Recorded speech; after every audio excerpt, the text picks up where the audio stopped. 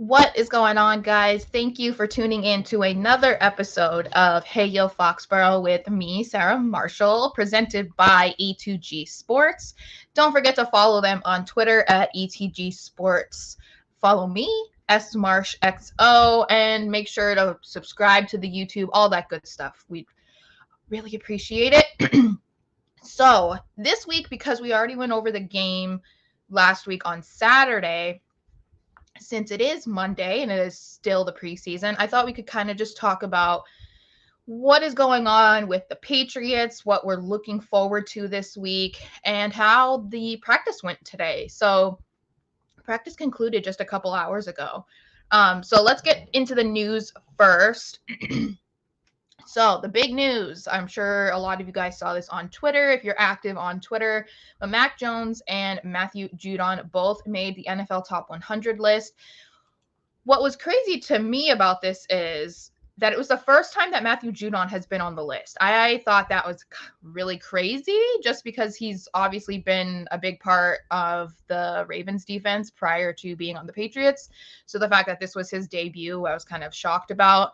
But of course, that's not what people were really talking about.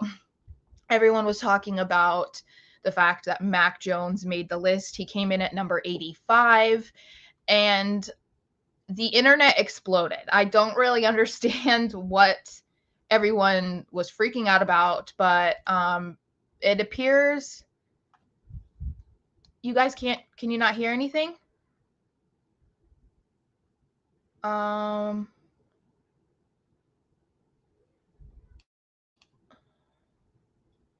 you guys still can't hear me?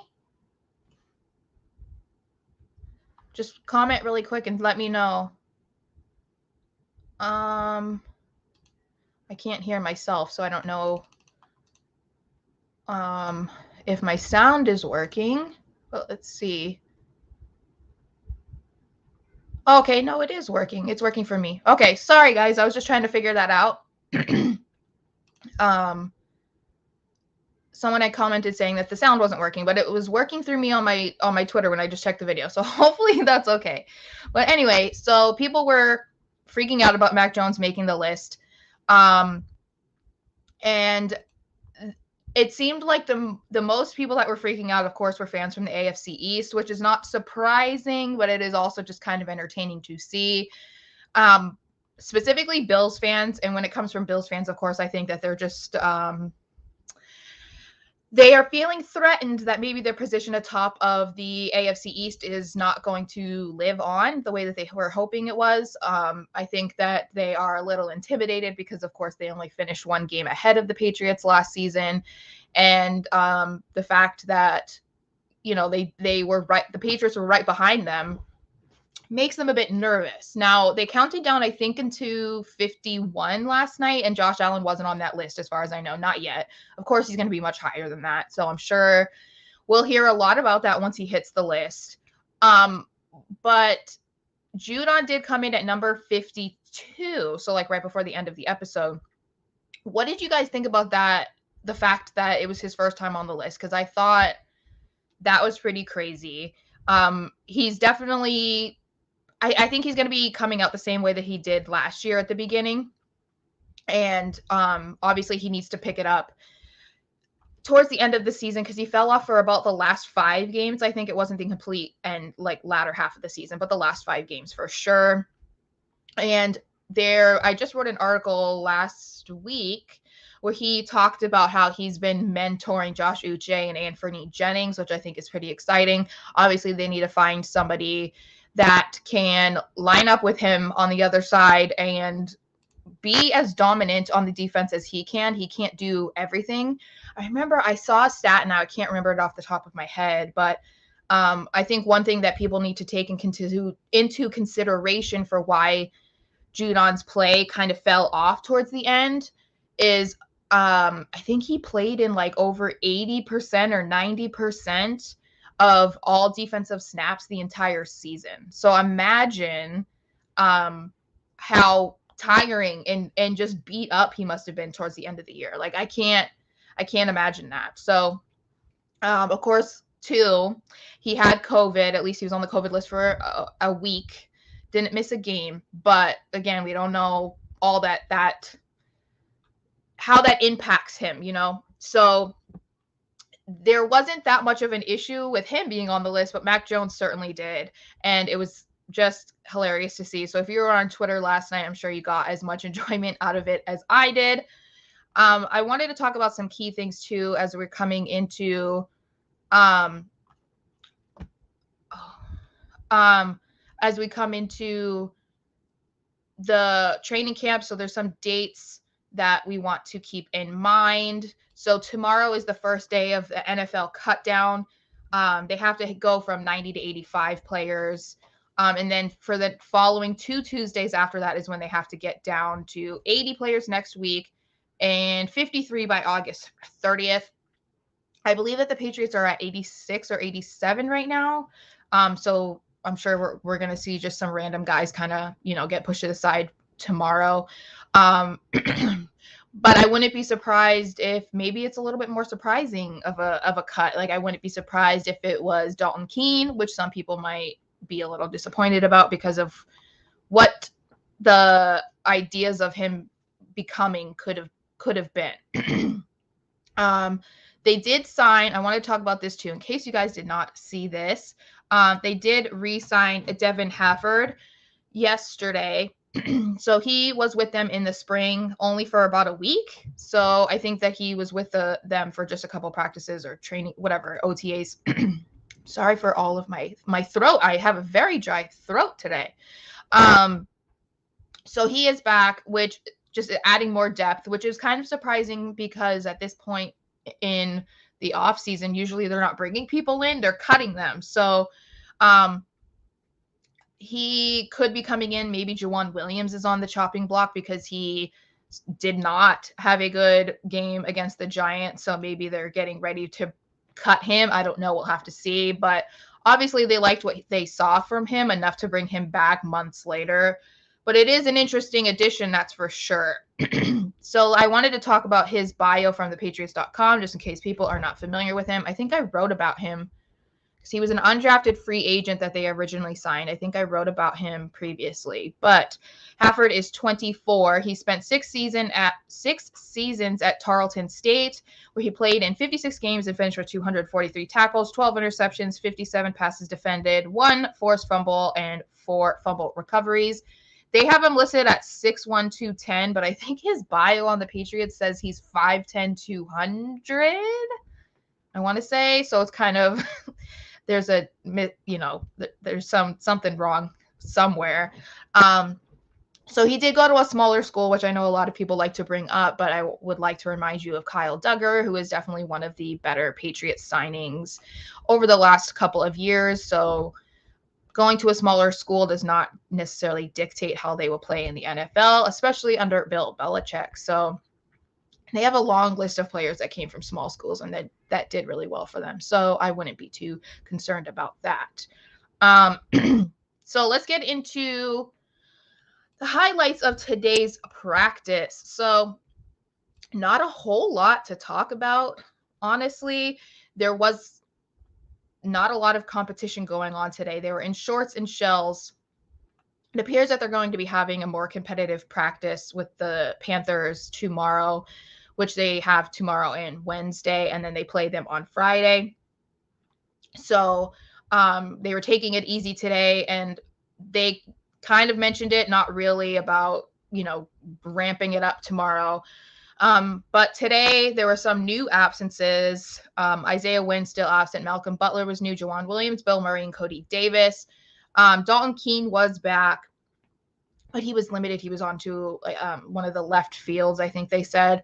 So that's a little troublesome considering tomorrow is when they have to have some cuts, and it's looking like he could be one of them.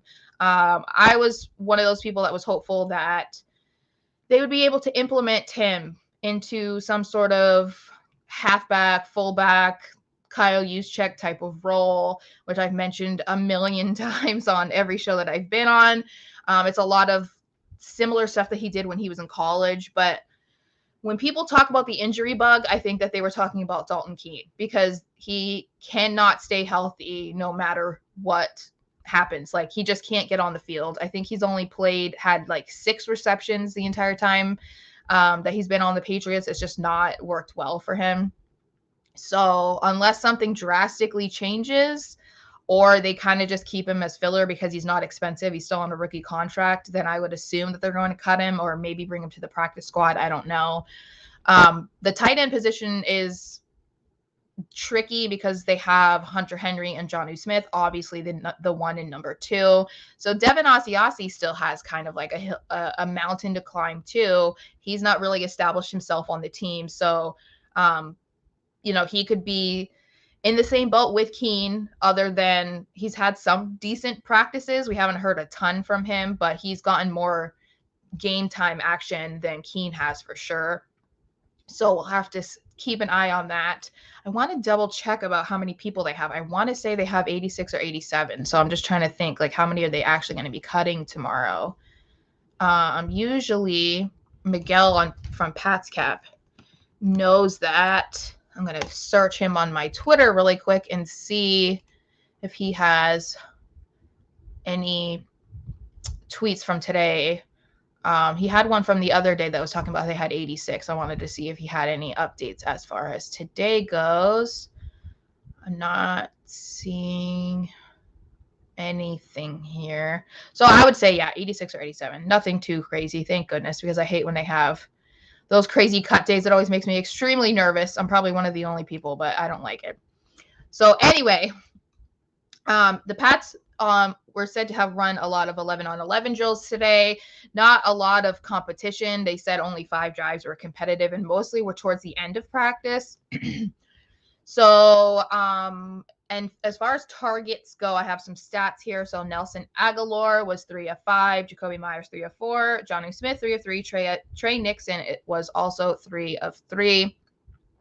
It was a big day for Nelson Aguilar, which excited me because I've been a believer in Nelson Aguilar since he was brought on to the Patriots. I know a lot of people were not thrilled about it, and there's been a lot of talk recently about him being cut or traded, which I thought was really surprising. I didn't see that at all. He's had a really good camp and is a consistent downfield threat for Mac Jones, so that didn't make any sense.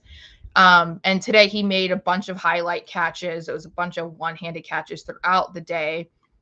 Mike Reese from ESPN, he said he had the highlight play of the day, which was Mac Jones, Nelson Aguilar in the back left-hand corner of the end zone with Aguilar hauling it in one-handed, and that was over Jonathan Jones.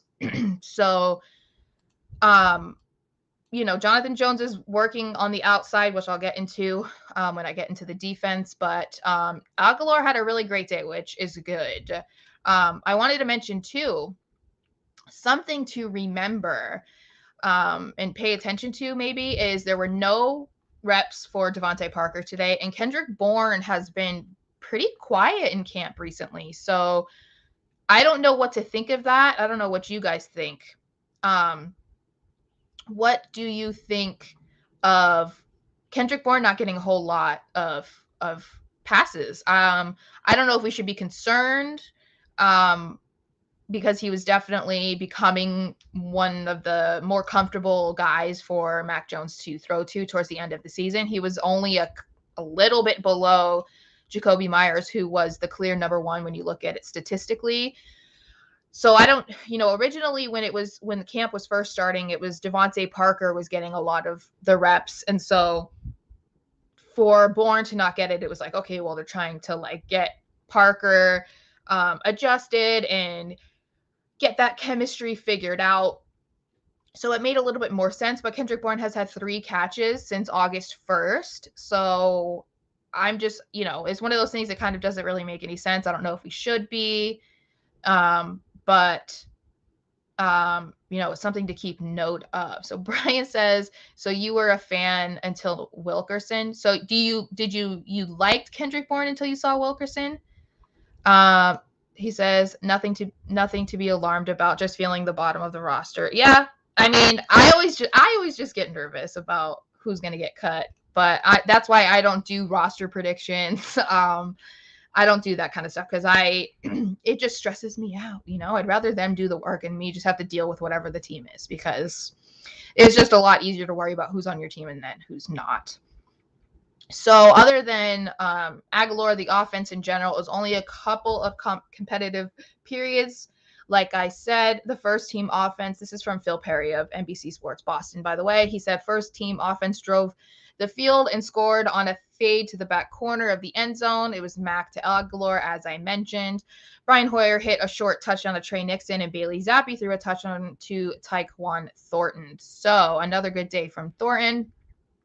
And Bailey Zappi looking a lot better than I think what people anticipated. He was a little bit shaky, as we talked about on Saturday in the game, or on Friday. Yes, Friday. He was a little bit more shaky on his first drive, but he's holding it down pretty well in camp. Oh, Brian said Wilkerson is a younger Nelson Aguilar with no cap. Okay, well, hey, I like Wilkerson. I wouldn't be mad if he made the team. I just feel like the wide receiver room is really competitive right now. Trey Nixon is kind of, coming for a spot.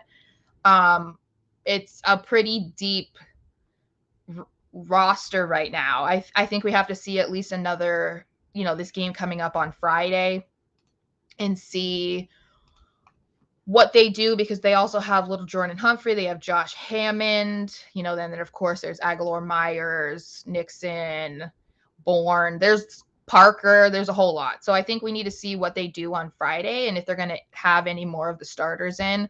Belichick did comment on that a little bit today, which I don't understand why people don't understand why he chose to not have starters in last week. I think it's obvious. He gave an answer of, well, we were trying to balance out what everybody did in practice. So the guys that played against the Giants were guys that didn't get as many reps in practice, and the guys who didn't play were the ones that did. And it's like, okay, we can believe that because you're saying it, but I think we know that, based off of what we saw this weekend of games, lots of guys were getting injured, especially quarterbacks. Zach Wilson is said to have gotten a bone bruise, which a lot of people thought was a torn ACL at the time. He'll miss at least 2 to 4 weeks. I didn't hear anything about Jalen Hurts getting hurt, but I did see a pretty nasty hit on him, late hit out of bounds in his game. I think it was the same game. It was against the Jets. So it's a little scary. Then there's all these other players going down, centers and other players that are tearing ACLs and stuff. It's always so avoidable if you just don't have them play, especially in the first game. But we'll have to see. Belichick hasn't announced anything about that yet. I'm sure we won't hear about it at all until it's closer to Friday. So we are here. I want to remember to do this. I got to get better about mentioning that we are here with E2G Sports. Don't forget to like, subscribe, follow, all of that good stuff. You can comment on both of our YouTubes as well, my YouTube and the E2G Sports YouTubes. Don't forget about that. So let's get into the defensive side. That's been the side of the football that we don't have to worry about, or at least we haven't had to thus far. They had another good day, obviously, but at the same time, it wasn't super competitive, so there wasn't a whole lot, but they definitely had a better day than the offense once again. They are said to have had, let's see here, 2 pass breakups, which was Jack Jones. Oh, no, that was Jack Jones had 2 pass breakups. Sorry. Sean Wade and Mitchell. We have sacks from Henry Anderson and Brian Ray on 1. But technically it said on the, let's see, who was this? I can't remember who said this, but they said the offense struggled, of course, which has been an issue throughout training camp. And on this one drive, there were 3 sacks, which would be sacks. I got to put those in quotes there because they weren't competitive. It was Jabril Peppers, Raekwon McMillan, and Josh Uche. There was 2 false starts by Hunter Henry and Trent Brown, and a deflected pass for Hunter Henry that was almost picked. I want to say that was Peppers that almost had that. And Jalen Mills, I want to talk about our CB1 because people don't want to talk about him being the CB1, but I'm sorry, guys, to disappoint you. But I believe he is our CB1. So he has had a really good camp despite what people want to believe. He even has been so good today that he only allowed 1 catch, which was to Nelson Aguilar, who was having a great day as well. Jones went 1 of 4 today when he was targeting Mills, so Mills doing great. I think that people forget that he actually came into the league as a cornerback, and last year it was in 2020 is when the Eagles switched him over to a free safety, so he wasn't playing his normal spot in the secondary. He does have experience everywhere, but obviously you're going to feel more comfortable in certain areas. So if you look back at his 2017 season, you're going to see how good he could be. And I think that we are kind of seeing that a bit more now that he has more of an established role. And they're basically putting him where he's going to be all year long in practice, which is giving him those consistent reps in the same spot. Him being the number one, they've kind of pushed Jonathan Jones to the outside, which is good for the defense in general. But again, if you're going to see anything, kind of some struggles from Jonathan Jones, just don't forget that he is playing a little bit of a newer place for him since he has not been there for a little bit. So Jalen Mills, though, don't worry about it, guys. Okay. They still have to figure out who else is going to be the number 2. A lot of people thought it was going to be Malcolm Butler, and it's possible that it could still be Butler, but it is a little questionable about why they had him play against the Giants last week, because usually they're not going to start the starters. So I don't know what they were doing, but maybe he's not shaking off the rust as quickly as they were hoping, but we shall see. He was absent today, so maybe he'll be back tomorrow, so we can see a little bit more of him, lined up with the Panthers offense. So now let's get into special teams. There wasn't a whole lot there, but I did want to talk about the kick returners, which was Montgomery, Marcus Jones, Duggar, and Strong. So they keep going with these 4 guys. They're basically rotating through these 4. I think that Ty Montgomery has kind of solidified himself on this team. I know he was on the bubble for a lot of people, given how deep the running back room is. But now that they have James White that's retired, I think that kind of opens the door a bit for Montgomery to make the team. He's really the only one that they have that's like a hybrid between the wide receiver and running back position. And he's, we haven't seen a whole lot yet from Pierre Strong Jr. or Kevin Harris. And so I wouldn't be surprised if that's why Montgomery makes the team. And then, of course, he has a special teams experience as well, which is helpful. I would assume that they're not really going to want to put Duggar back there. They're using him just to get practice in, but they don't need him back there. It's not an ideal situation either. And again, they have Pierre Strong and Marcus Jones. That could be their way to make the team this year, is maybe doing kick returns. I don't know if either of them are going to play in their specific positions this year. It really depends on how the rest of camp goes in preseason, because running backs for Strong, he has a lot of competition to get through to try and make sure he gets on that team. Marcus Jones, the cornerbacks, again, a lot of competition to get through. So unless he has some extraordinary next few practices, then I don't know if he actually plays this year. Why didn't I move this? I forgot to talk about Jabril Peppers up with my defense. I wanted to talk about him too, because he's been kind of silent in camp thus far. He did have a better day today. They were saying that he's been more involved with the starters. He had a slower camp because he was recovering from an injury, so he was working with the starters today. And yes, he is the one that I said. Hunter Henry had a ball bounce off his hands, which led to a tipped interception for Jabril Peppers. So expect him to be more involved now that he is recovering and seemingly taking starting reps. So that is good, because I think he has the potential to be a big part of this defense. I mean, he's another one that they can put basically anywhere on the field, and they don't have to worry about it whatsoever. So we'll have to see how that goes tomorrow and Wednesday with the Panthers. And then I just saw this tweet as well. Oh, it was an hour ago. Okay, well, still, it was an hour ago, but here it is. It's from Zach Cox of Nesson. So the Patriots are going to hold a formal retirement news conference for James White tomorrow at 6:30 p.m. Eastern.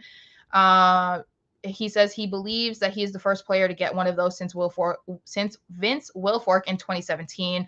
Belichick and Kraft are scheduled to attend. So that's pretty cool. The first comment is congrats, but where was this for Devlin? Oh goodness. Okay. I love those tweets because Devlin is a great player, but anyway, so that is good. I think that that'll be nice. I'm not surprised about that at all. Obviously, James White was a huge part of the Patriots offense, the Patriots' success. Always want to mention Super Bowl 51. So I wanted to see if you guys had any questions. Make sure to pop the questions, comments, concerns, whatever you have in the chat so I can see them. And then I will try to get to them as quickly as I can. I want to talk about this as well. Brian Martin said Devlin was a tank. Yes, he was. And it's unfortunate that we haven't been able to find someone to replace him. As great as Jakob Johnson was, he wasn't Devlin. So, and now the Patriots are said to have gotten rid of the fullback position. So maybe that's never going to be happening again. I don't know. That was where I thought that they might bring Keene in, but it's not looking too good for him. Sean, hi, I haven't seen you in a while. He's a guy in my fantasy draft last night took White. Guess he didn't do his homework. Okay, well, that's unfortunate. Yeah, I don't know how you could have missed that when the entire NFL reacted to that, but maybe he doesn't have Twitter. I don't know. Maybe he's been living under a rock. I don't know, but that's unfortunate. Good for you if you play against him because you know that the guy's gonna get 0 points that week. So, well, that does suck. See, that's why when I do fantasy football, I don't like to do drafts early. I know everyone does them in, July, August. Well, people do them all year round. But still, that's why I don't like to do it too early because you don't know who's going to get injured. You don't know who's going to retire. I don't like it. So that's what that guy should have done. Yes, he climbed right out of a cave for the draft, specifically for the draft to draft a guy that is no longer playing. That was his whole, his plan for the day, apparently. So I want to talk a little bit about what the coaches talked to the media about today, which they spoke before the practice actually began. So it was Patricia, Belichick, and Joe Judge all spoke today. Of course, the main topic of the day was who is going to call the offensive play calling? Who is going to do it? Blah, blah, blah, blah, blah. I feel like we kind of just need to accept what we've seen so far. It's probably going to be Matt Patricia. If it's not going to be solely him, then it's going to be a collaborative effort. I don't think we're going to get an answer before the season. I don't know if we'll get an answer during the season. That's just how it is. If you've paid attention to the Patriots for a long enough time, then you'll know this is not the first time that Belichick has gone into a season without specific titles. I mean, he's even gone a year when he didn't have offensive or defensive coordinators named. So having no offensive coordinator named is not shocking. So Patricia was asked about this, and he mentioned exactly what I was just saying, that it was a collaborative effort between him and Judge. He said that he comes in to do his job and does what Belichick asks him. Joe Judge basically said the same thing. This is a direct quote. He said, whatever he says goes. My job is to do whatever he says to the best of my ability and get the players playing better. So again, no clear answer there. I don't know what people are really expecting. I think that people ask the questions because they have to, and obviously that's the job of the media. They ask the hard questions, and they're going to keep asking the questions to people that they know are likely not going to give them an answer because they have to ask anyway. But we're not going to get an answer from any of them. All of them are going to be taking the Belichick rule, and they're not going to be giving that answer. So Brian says we're in an era of crap takes, so they won't let this go. Yeah, it's one of those things where the Boston media specifically loves the fact that this is riling people up and that it's worrying people. The fact that Patricia was brought back and so was Joe Judge after they were both fired concerned people. So if they can rile them up about like, oh, okay, so maybe they're going to be the play callers and they've never done this on offense and they're not even going to be given titles and blah, blah, blah. Look at how bad the offense is under these guys. It's just going to get people more concerned and it's going to get them talking. So it's not at all surprising that they're going to hold on to this. It's just becoming exhausting at this point, which I feel like we just do this every single year with something else. So, yeah, I agree. It's just, it's that middle period in the off season as well, where there's not a whole lot to talk about because we're only watching practices. And even then, every practice isn't, full pads and actually giving you a proper view of where the team is. So it's just easier for them to make drama out of basically nothing. So I'm not one of those people that is too concerned about it as of right now. I can't lie and say that, I wasn't when they were first brought back and then it was rumored that they were going to be involved in the play calling for the offense. I was one of those people that was a bit worried just because neither of them were very successful in their head coaching positions. So, it's not, it's easy to not be optimistic when guys are coming back from that position. So now that we know that they're going to be involved in the offense, I feel like we kind of just need to accept it at this point. Like we're not getting who people wanted, which a lot of people wanted Bill O'Brien. That's not happening. They didn't really have a ton of options. So we just got to accept it and move on. Of course, the fact that they're also trying to implement a new offense is not helping the cause at all. The offense is struggling with that, so it's easy to blame it on them. And it could be a combination of both. It could be that they're struggling with trying to figure out the new playbook. It could be that they're just not meshing well with the coaches, but I don't really see that either from when they speak to the media. When the players speak to the media, a lot of it is them taking the responsibility of it. Granted, the Patriots players and the Patriots organization are not the team that is going to throw any coaches under the bus. That's more of a, other team thing. And I feel like some people might know who I'm talking about, but it's not the Patriots. But, so I don't know that they would really give us any insight in that aspect, but, it seems like there's more frustration within themselves and if anything. And when you watch the Giants game, you saw that they didn't really do anything different than what we normally see from the Patriots, which then makes you question, how much are they going to be trying to bring in this new offense? Is it really going to be drastically different? Was it just because the starters weren't playing against the Giants that they didn't bring it in? Or are they willing to kind of go back to what they're comfortable with and what they're good at, and then maybe bring in, bits and pieces of whatever is new in the playbook that they want? We'll have to see. Like as of right now, it is only Monday. They do not play until Friday. So it's hard to say who's going to be playing, but that's going to give us a much better indication of where things are going. And then, of course, next week they play the Raiders. So that will be an even bigger idea of what's going on because it'll be the last preseason game of the season. Thank goodness they only have 3 now.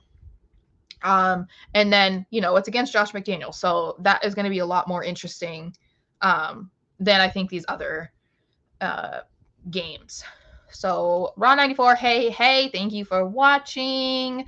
Let's see. Brian said the problem is Bill gets in cruise mode, which is what happened last year, and he needs to be reined in from time to time, which, yeah, I mean, I understand what you're saying. And I don't blame people for being concerned whatsoever. I'm just one of those people that likes to just try and accept what's going on. Like, we haven't even started a game yet in the regular season. They haven't had any real competition. So we're still yet to see how they'll fare against other teams that are playing at the same level as they are. So if this is what they're going with and this is who's going to be calling on offense, then it's like, okay, well, it is what it is. And even Dante Scarnecchia said, if they are really trying to implement this new offense, he finds it very hard to believe that if they weren't doing it well and they weren't performing at a high level or a competitive level, Belichick is not just going to sit there and like keep it going every single week. And I believe that. I'm not one of those conspiracy theorists that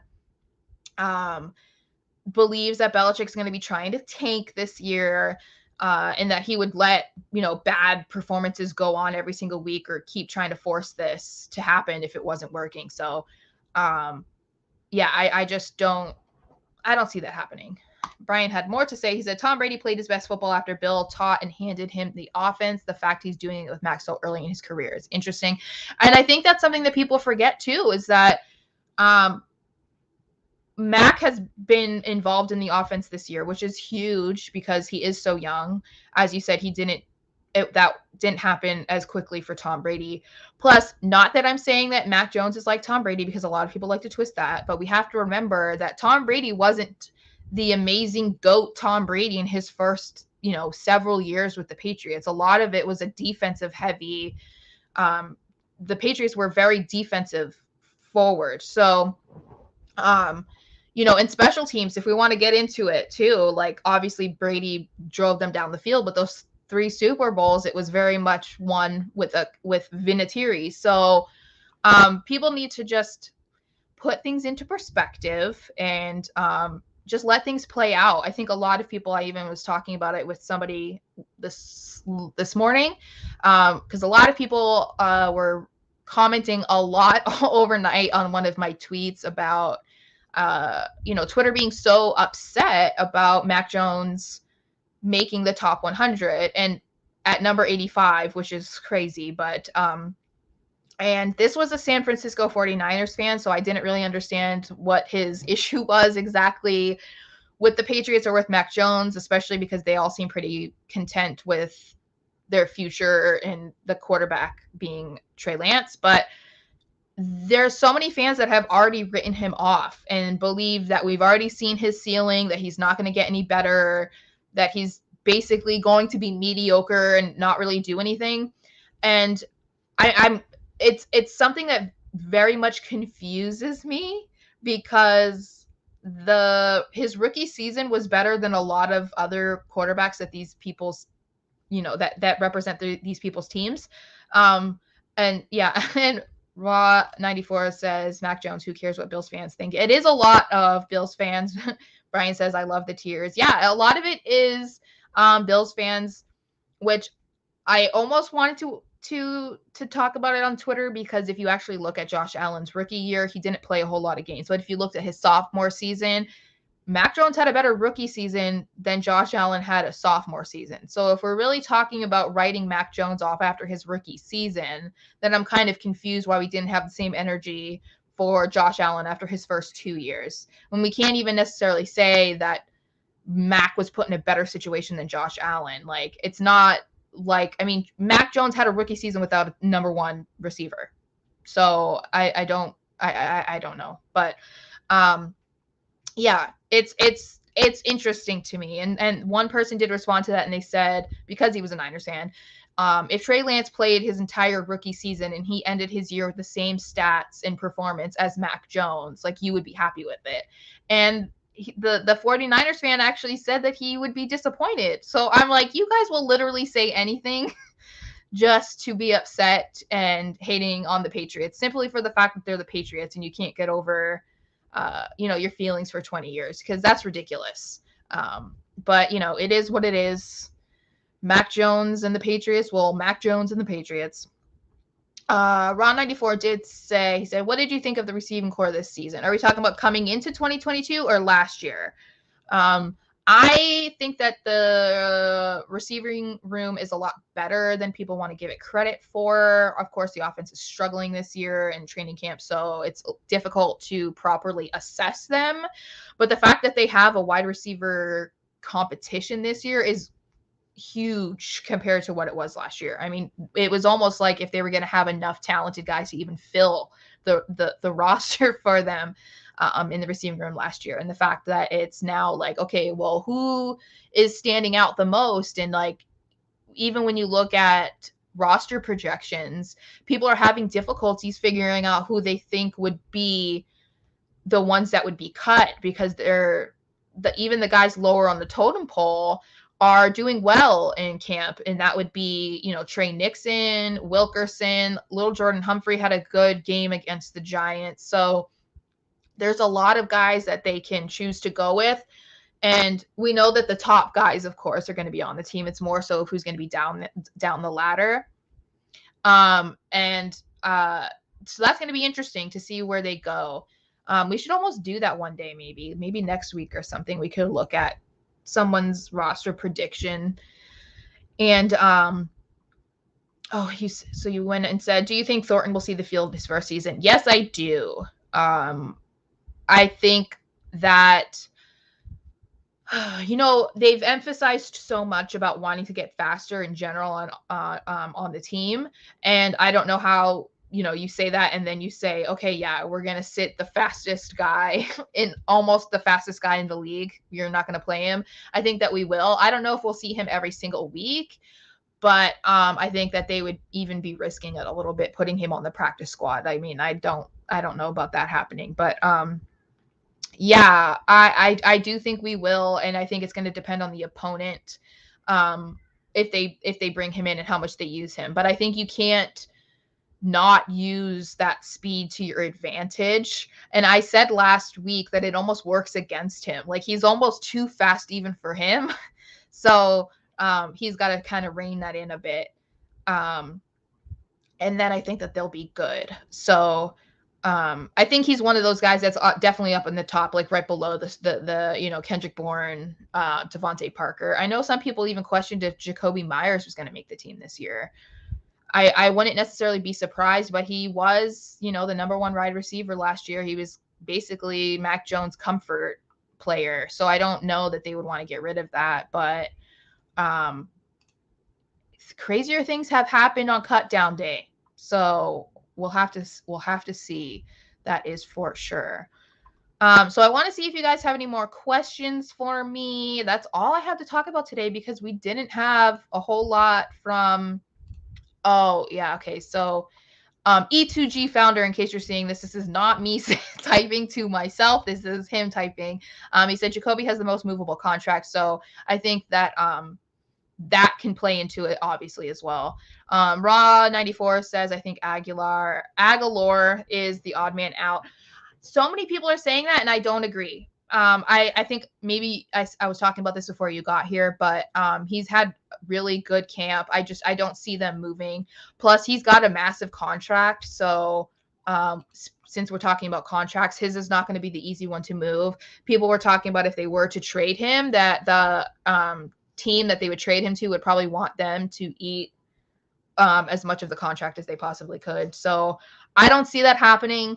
Like I said, he had a really good camp today, and he stood out not just today but other days. So I think they'll try to bring him in some way. I mean, he didn't even do horrible last year. I think that Mac just got comfortable with other people. So all right, as I was saying, we didn't have a whole lot going on today. Tomorrow and Wednesday are practices with the Panthers, so there's going to definitely be a whole lot more to talk about on Friday, when me and E2G founder will be live before the game at 5 p.m. I think 5 p.m. Double checking.